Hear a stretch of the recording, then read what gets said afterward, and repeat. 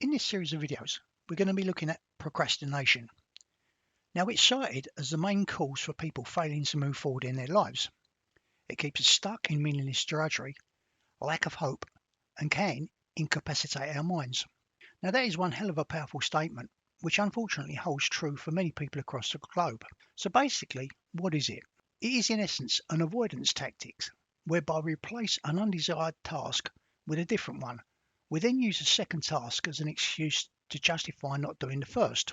So really, it's a selective decision to focus on an activity which we prefer to do, as opposed to doing something which we don't want to do. We do know that putting off important tasks can lead to some very serious stress issues arising at a later time.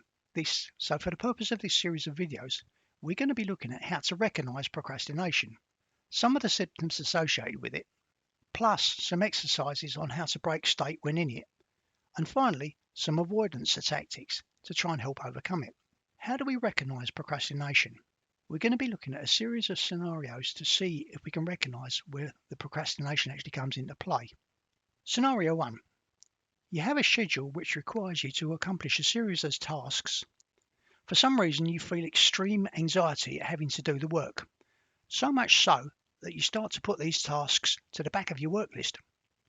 You also begin to do anything else that takes your mind from doing these tasks.